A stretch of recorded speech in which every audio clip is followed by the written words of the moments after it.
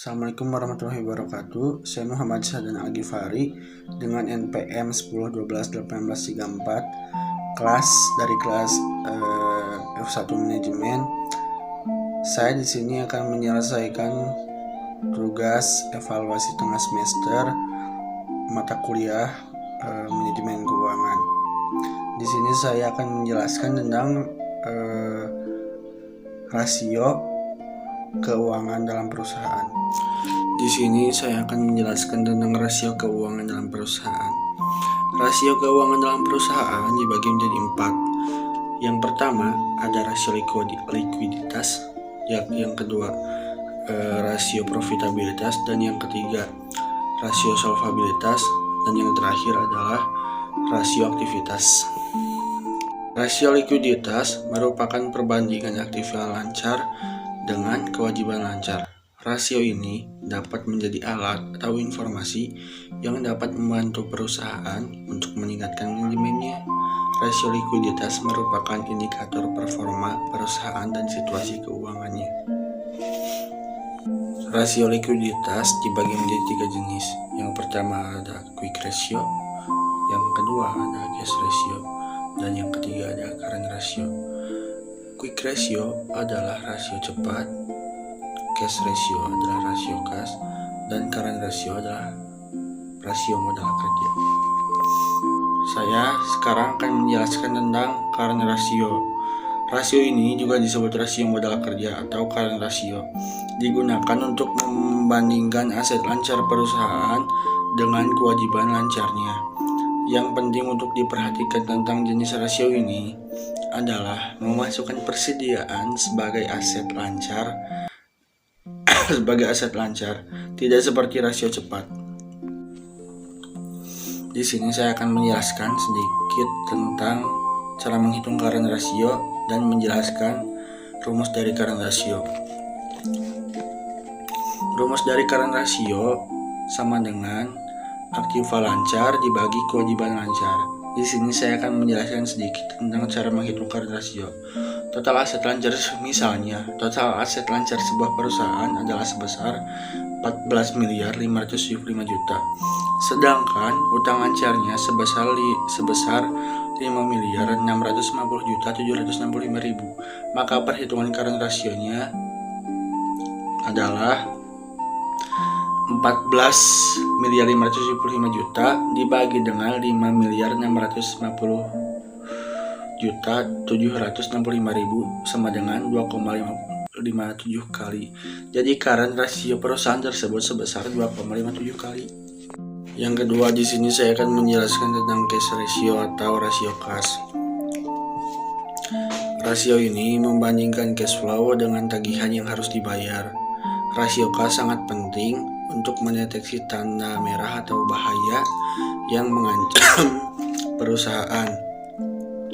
Perputaran kas yang rendah merupakan penyebab utama kegagalan bisnis kecil. Rasio kas dengan jumlah kurang dari 1 menunjukkan bahwa perusahaan tidak mampu membayar kewajibannya. Di sini ada sedikit contoh soal dan penjelasan mengenai rumus cash ratio.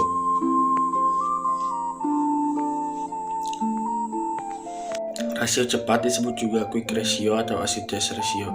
Rasio ini digunakan untuk melihat likuiditas perusahaan secara cepat dengan membandingkan kewajiban utang jangka pendeknya dengan aktiva lancar. Dalam merumuskan rasio cepat, hal-hal yang harus diperhitungkan antara lain pinjaman jangka pendek, utang dagang, utang penghasilan, utang kartu kredit, dan biaya yang masih harus dibayar. Sedangkan aset lancar yang dihitung antara lain uang tunai, investasi yang liquid, dan piutang. Dalam rasio ini, inventaris tidak dimasukkan ke dalam aset karena dianggap sulit untuk dikonversi menjadi uang tunai. Dan di sini juga ada sedikit contoh soal dan penjelasan tentang rumus quick ratio. Di sini saya akan menjelaskan tentang rasio profitabilitas atau profitability ratio. Rasio profitabilitas adalah perbandingan untuk mengetahui kemampuan perusahaan dalam mendapatkan profit dari pendapatan terkait penjualan, aset, dan ekuitas berdasarkan pengukuran tertentu. Rasio ini biasanya dipakai untuk memperlihatkan seberapa besar laba atau keuntungan kinerja yang diperoleh dari kinerja suatu perusahaan yang memengaruhi catatan atas laporan keuangan yang harus sesuai dengan standar akuntansi keuangan. Rasio profitabilitas dibagi menjadi 8 jenis. Ada gross profit margin, net profit margin, return on asset ratio, return on equity ratio, return on sales ratio, return on capital employed, return on investment, dan yang terakhir ada earning per share. Tapi saya akan menjelaskan 3 jenis rasio, yaitu profit margin, gross profit margin, net profit margin, dan return on asset ratio. Gross profit margin atau GPM atau margin laba kotor adalah rasio profitabilitas untuk menilai persentase laba kotor terhadap pendapatan yang dihasilkan dari penjualan. Di sini saya akan menjelaskan salah satu contoh untuk menghitung rasio profitabilitas dan menjelaskan rumus dari gross profit margin. Gross profit margin rumusnya adalah laba kotor dibagi total pendapatan dikali 100. Misalkan, laba kotor perusahaan PT Alam Abadi adalah 48 juta. Total pendapatan perusahaan adalah 55 juta. Maka gross profit margin perusahaan PT Alam Abadi adalah 48 juta dibagi dengan 55 juta dikali 100 sama dengan 87%. Yang kedua, di sini saya akan menjelaskan tentang net profit margin atau margin laba bersih. Net profit margin adalah rasio profitabilitas untuk menilai sebuah persentase laba bersih yang didapat setelah dikurangi pajak terhadap pendapatan yang diperoleh dari penjualan. Di sini ada sedikit contoh untuk mengetahui cara menghitung dari net profit margin dan rumus dari net profit margin. Dan yang ketiga adalah return on asset ratio. Return on asset ratio adalah indikator tentang seberapa andal perusahaan dalam pemanfaatan aset untuk menghasilkan profit. Return on asset ratio biasanya dihitung melalui pembagian laba bersih dengan aset perusahaan secara keseluruhan. Dan di sini ada contoh soal dan cara menghitungnya, dan juga ada rumus dari return on asset ratio. Di sini saya akan mulai melanjutkan dengan rasio solvabilitas atau solvency ratio. Rasio solvabilitas adalah rasio yang digunakan untuk menentukan kapabilitas suatu perusahaan dalam pembayaran utang dan liabilitas. Analisis solvabilitas dapat dilihat dari pemanfaatan jaminan modal atau aktiva, baik jangka panjang maupun jangka pendek. Rasio solvabilitas dibagi menjadi 3 bagian. Yang pertama adalah debt to ratio, yang kedua ada debt to equity ratio, dan yang ketiga ada time interest earned ratio. Pertama-tama di sini saya akan menjelaskan sedikit tentang debt ratio. Debt ratio adalah rasio solvabilitas yang difungsikan dalam membuat penilaian mengenai kapasitas perusahaan berdasarkan besaran utang agar bisa membiayai aset. Menggunakan rasio tersebut, maka total semua aset dengan uang akan dipertimbangkan. Rasio tersebut juga bisa mengindikasikan kemampuan perusahaan untuk mendapatkan kredit baru berupa agunan berupa aktiva tetap demi menambah modal.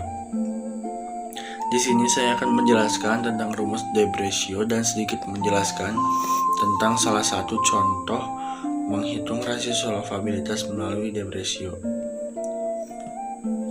Rumus debt ratio adalah rasio hutang sama dengan total hutang dibagi total aset.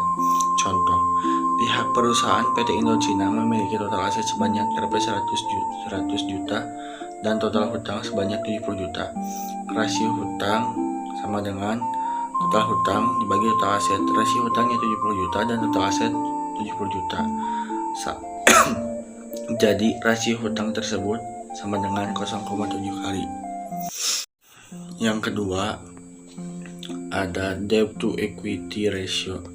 Debt to equity ratio adalah perbandingan utang dengan ekuitas atau kepemilikan berupa nilai uang. Rasio tersebut lazimnya diaplikasikan guna membuat perbandingan dari ekuitas dengan liabilitas. Berarti pinjaman jangan melebihi modal yang akan membuat kewajiban yang ditanggung perusahaan juga akan bertambah. Makin rendah nilai rasio ini, artinya performa perusahaan punya solvabilitas yang baik, sebab modal untuk penjamin utang nilainya cukup besar. Dan yang ketiga di sini ada time interest earned ratio. Time interest earned ratio adalah ukuran untuk menilai kapabilitas perusahaan dalam membayar kewajiban bunga di masa mendatang. Rasio solvabilitas ini dikenal pula sebagai interest coverage ratio. Perbandingan tersebut membandingkan laba atau keuntungan sebelum pajak dan bunga dengan biaya bunga yang makin besar. Nilai rasionya itu artinya kekuatan perusahaan bisa membayar bunga atas utang makin tinggi. Dan materi yang terakhir di sini saya akan menjelaskan tentang rasio aktivitas atau rasio utilitas. Istilah lain dari rasio aktivitas. Menurut ahli yaitu Sherman, rasio aktivitas adalah pemanfaatan aset perusahaan untuk menghasilkan profit, khususnya bagi shareholder yang telah mengeluarkan modal untuk membeli aset suatu perusahaan. Jika aset tidak dikelola dengan baik, akibatnya akan menimbulkan biaya atau beban dan menekankan profit yang akan diperoleh. Begitu juga sebaliknya, aset yang digunakan secara efektif akan menghasilkan keuntungan yang optimal sehingga dapat mengontrol beban. Ada satu lagi pengertian rasio manajemen, istilah lain dari rasio aktivitas, yaitu menurut Brigham dan Houston, yaitu ukuran untuk melihat aset yang dikelola oleh perusahaannya. Tujuannya untuk meraih manfaat ekonomis. Rasio aktivitas dibagi menjadi 9 jenis, yaitu total asset turnover ratio, fixed asset turnover ratio, cash conversion cycle ratio, working capital turnover ratio, inventory turnover ratio, account receivable ratio, account payable turnover ratio, days payable outstanding, dan yang terakhir ada days of sale outstanding. Tapi di sini saya akan menjelaskan 3 jenis saja, yaitu total asset turnover ratio, fixed asset turnover ratio, dan working capital turnover ratio. Pertama, di sini saya akan menjelaskan tentang turnover total asset ratio. Turnover total asset ratio atau yang disebut juga rasio perputaran total aset, gunanya untuk menghitung aktivitas aset dan kemampuan perusahaan dalam menghasilkan penjualan melalui asetnya. Dan di sini saya akan menjelaskan tentang rumus turnover total asset ratio dan menjelaskan salah satu cara menghitung rasio aktivitas. Rumusnya adalah total asset turnover sama dengan penjualan bersih dibagi total aset. Misalnya, laporan keuangan tahunan perusahaan pakan ternak PT Median Indonesia pada tahun 2021. Net sale atau penjualan bersih adalah Rp51.698.249. Total aset berupa liabilitas dan ekuitas sebesar Rp35.446.051. Maka perhitungannya yaitu Rp51.698.249 dibagi Rp35.446.051 sama dengan 1,46. Yang kedua, di sini saya akan menjelaskan tentang fixed turnover asset ratio atau yang disebut juga rasio perputaran aset tetap. Rasio perputaran aset tetap adalah rasio yang menunjukkan cara suatu perusahaan untuk memanfaatkan aset tetapnya. Rasio ini bisa dikatakan rasio untuk mengukur efisiensi dan produktivitas aset tetap dalam menghasilkan pendapatan. Dan yang terakhir di sini ada working capital turnover ratio. Rasio ini digunakan untuk mengukur jumlah uang tunai yang dibutuhkan untuk menghasilkan penjualan tertentu. Modal kerja yang tinggi bisa menghasilkan modal kerja yang menguntungkan perusahaan. Dapat diartikan bahwa penjualan yang didapat perusahaan harus mencukupi modal kerja yang tersedia. Cukup sekian dari saya, Muhammad Sadar Al-Ghifari. Mohon maaf bila masih memiliki banyak kekurangan karena masih dalam berproses untuk belajar. Mohon maaf juga jika cara menjelaskan saya kurang efisien, kurang baik, dan kurang tidak